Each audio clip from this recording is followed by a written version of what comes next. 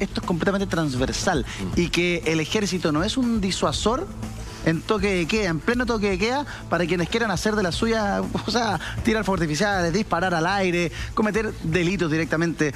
¿Por qué no alcanza ese factor disuasivo el ejército? ¿Es porque saben que no van a actuar? ¿Es porque están como con freno de mano? ¿Por qué crees tú?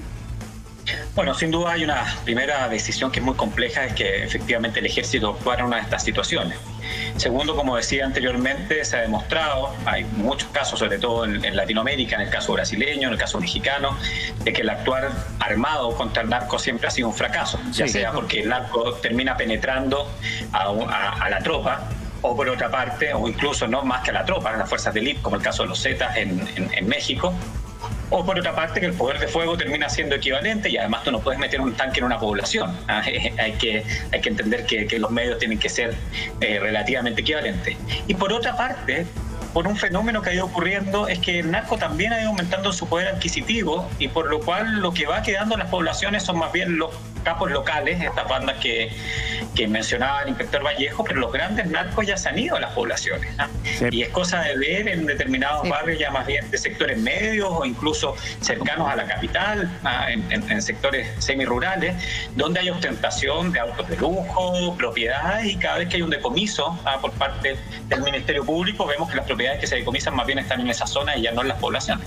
Sí, hay harto de eso, hemos visto en sectores muy acomodados a narcotraficantes que lideran desde la casa, como home office, operaciones internacionales. Sin ir más lejos, el verano pasado, desde Chicureo, un narco colombiano manejaba toda una operación que venía desde Colombia, Ecuador, Perú. Con el barco que casi se hunde. Con el famoso barco ahí en pleno Océano Pacífico. Entonces, tiene razón en ese sentido, Alberto, están instalados en todas partes. Y es por eso que acá, y es lo que de Transparencia Internacional siempre hemos promovido, la forma de acogotarlos es a través de la plata. Que se ahoguen en plata, que se ahoguen en efectivo, que no la puedan gastar. Cuando un narco colombiano o un capo de la camorra logra instalarse en Iquique durante 6 meses en un hotel y no se hace nada para que él siga pagando las cuentas de ese hotel, operando en absoluta impunidad hasta que lo pillan, claramente hay algo que no está funcionando, por lo cual la limitación de las transacciones en efectivo, mayores controles en el momento de ese tipo de compras pueden ayudar muchísimo para que los fenómenos de lavado y los fenómenos de narcotráfico sean menos crecientes que lo que están siendo lamentablemente en el país. Y Alberto, qué buen punto el que tú tocas, un poco comparando la realidad que ha vivido México y en Brasil, porque cuando ellos deciden sacar a las Fuerzas Armadas a combatir el tema del narcotráfico, mucha gente pensó que esa era la solución y finalmente terminó siendo la solución peor que hasta la propia enfermedad. O sea, vemos la situación que vive hoy día México.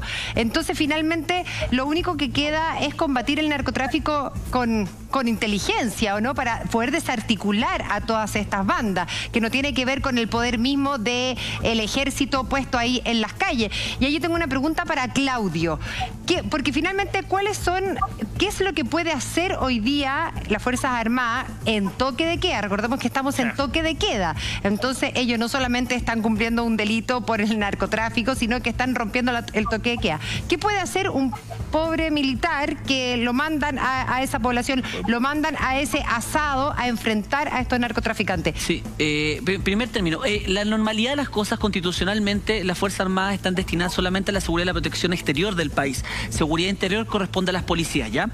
Actualmente nos encontramos en un estado de excepción constitucional y a través de este estado de excepción constitucional las Fuerzas Armadas también pasaron a cumplir medidas o a cumplir ciertas funciones de orden interior, pero estas están claramente determinadas en el mismo estado de excepción constitucional. ¿Se acuerda cuando el presidente salió y dijo las Fuerzas Armadas van a cumplir 1, 2, 3, entre ellas cuidado de la zona estratégica, protección de medidas, distribución dio unas funciones claras, ¿ya?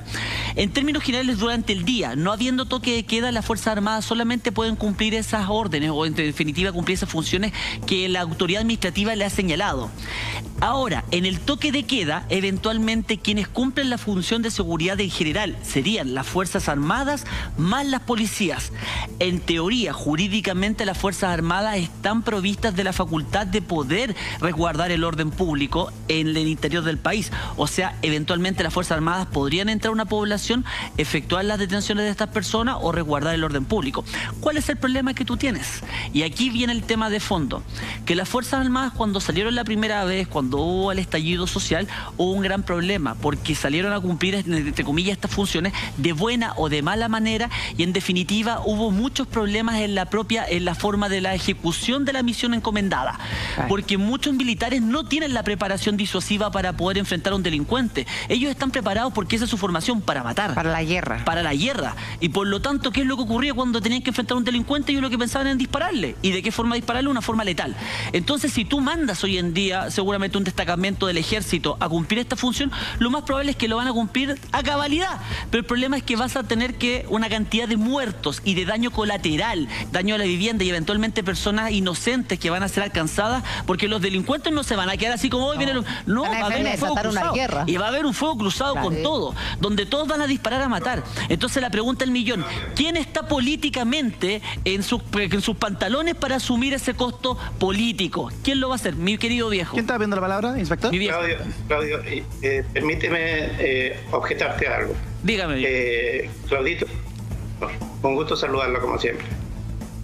Lo siguiente, mira, anoche yo tuve una larga conversación con un colega cuya opinión respeto mucho, y me decía, era la misma discusión que tenemos ahora en este momento. Y yo pensaba también algunos puntos parecidos a los tuyos, pero él me decía lo siguiente, me decía, a lo mejor tú no sabes, me decía, pero en estos últimos meses, el ejército específicamente en el lado fronterizo, en el norte, ha dado muy buenos resultados cuando está al lado de la policía. Muy buenos resultados. Han actuado con criterio, han facilitado la detención de narcotraficantes importantes, algunos pesos pesados también. Han tenido visiblemente parte del mundo narco temor más que una reacción. Es decir, probadamente en el norte la presencia del ejército ha sido positiva. Claro. Y él me decía, no tenemos ese experimento aquí en Santiago, no lo tenemos. No sabemos realmente qué reacción tendrían nuestros delincuentes en presencia de soldados nuestros armados con armas que le puedan hacer el peso. Desde el punto de vista de este colega que sabía tanto narcóticos como sé yo, él piensa de que se van a cohibir, que va a ser una reacción distinta a la que tienen con Carabineros, que ha sido obligado por las circunstancias del presente a respetarlo desde mi punto de vista de manera exagerada. Pero viejo, casi tratarlo como tú que sabés de procedimientos policíacos, cuando van a allanar una población o cuando van a intervenir un cierto sitio, las policías tienen una forma de actuar que es totalmente distinta a la del ejército. El ejército no va a llegar a preguntarle y a intentar disuadir a estos tipos ni nada. El ejército va a llegar a disparar con todo lo que tiene. Entonces la pregunta del millón es, tú, por ejemplo, a cargo de una unidad policial, además de un destacamento de ejército, ¿te atreverías a intervenir en una población que tú sabes que está armada este sitio? Como por ejemplo este sitio. Mira, me da la impresión, fíjate, que hacía falta una presencia de apoyo de nuestros soldados. En ese lugar específicamente, en Rosita Arenal y en Renca. Creo que la reacción del mundo delictual ahí habría sido más bien de cobardía. Esa es y no es solamente mi apreciación. Yo también lo comparto. Pero no lo supimos. Yo también lo comparto. Porque ya te dije, el general de zona obró de manera inesperada. Dijo, a los míos no, pues. Sí. Hay Carabineros solito, pero no metamos los míos en este cuento. ¿Por qué?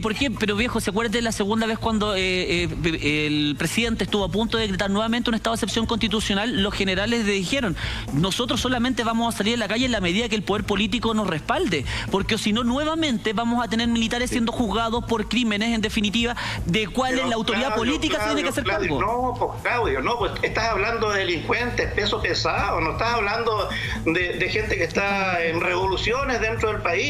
Pero viejo, tú piensas, pero viejo, ¿tú crees que dentro de la población no van a haber daños colaterales, no va a haber gente inocente que puede salir herida en una balacera de tremenda envergadura? Claro, porque se van a defender los narcotraficantes. Obvio, todos. Y se van a con armas de guerra también. Hubiesen hecho un círculo, fíjate, represor, en el lugar apoyando a Carabineros, habría sido una entrega de parte de ellos. Y entrega específicamente de las armas que estaban luciendo, que es lo más grave. Y lo mismo habría ocurrido en Renca. ¿Sabes lo que pasó en Renca?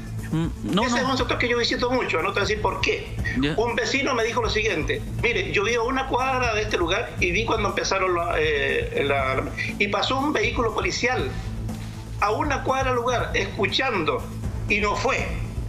Entonces, la opinión que tienen esos vecinos de la policía, bueno, no es la mejor, no es la mejor. Entonces, si la policía está siendo sobrepasada, que ese es el fenómeno, pues, ¿quiénes deben apoyarlo? ¿Y en estado de sitio? Claro. Si la respuesta es oiga, sencilla, inspector, inspector, quiero... Ahí debía estar el ejército. Es que ahí está la duda, ahí está mi duda, Alberto. ¿El ejército está realmente patrullando el toque de queda o no hay? Porque la verdad es que hemos visto tanto delito durante los fines de semana, durante las noches, portonazos, entran a las casas, paran a los automóviles, bajan a los conductores y se llevan los autos. Que yo digo, de repente el delincuente se da cuenta, lo mismo que no se da cuenta, que hay un toque de queda decretado, pero que los que lo respetan son los pocos ciudadanos, o sea, no sé si son pocos, la gran mayoría de ciudadanos de bien, pero hay un número importante de gente que le da lo mismo, y entre esos están el que se pone a disparar en Renca, el que tira los fuegos artificiales en Ñuñoa, el que tira balas locas en San Miguel. Entonces, un poco también ponerse las pilas al sistema, porque decimos, sí, claro, el delincuente no se cohíbe, pero ¿cómo se va a cohibir al delincuente cuando tú tienes una autoridad que es feble, por decirlo menos, Alberto? Débil. Sí, me gustaría hacer un punto antes de contestar tu pregunta. No hay problema. Lo primero, que creo que hay un error aquí en la conversación, humildemente lo digo. Adelante. Uno cree que el ejército es impermeable.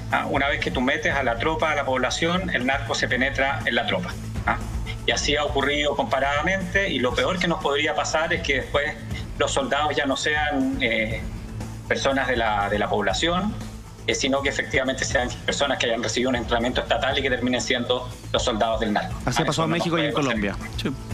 Eso es lo primero. Y lo segundo, que nuestro, y acá el inspector puede ayudarme, que nuestro narco ha cambiado muchísimo de los años 90, de los años 80. Aquí no estamos hablando de pequeñas bandas locales que comerciaban raspado muralla. Acá estamos hablando de que Chile hoy día está consumiendo cocaína de alta pureza, que es el tercer exportador de Europa, desde Latinoamérica, sin tener producción. Y como ustedes bien lo han visto en varios fenómenos, acá las bandas más bien son bandas internacionales que están ocupando a Chile no solamente hoy día de pasado, sino de mercado y de pasada. Entonces, no es que se vaya a atemorizar, quizás los soldados de la población, del narco de la población, se van a atemorizar por el poder armado del Estado chileno, pero el narcotraficante que está manejando el negocio no lo van a hacer. Respecto a lo que tú señalabas, evidentemente tiene que ver una con las instrucciones que recibe el ejército, que en este caso han sido más bien muy específicas y de no involucrarse y dejar las actividades de policía a Carabineros de Chile, y por otra parte que obviamente, y como lo decía hace un momento, hoy día el crimen está aprovechando de hacer ostentación, viendo de que no hay normalidad, y al no haber normalidad se notan mucho más estos fenómenos. Hoy día un cumpleaños de narco va a ser mucho más noticia en un momento de normalidad, cuando la ciudad está funcionando con eventos deportivos, con movimiento, etcétera, como nos está ocurriendo hoy día.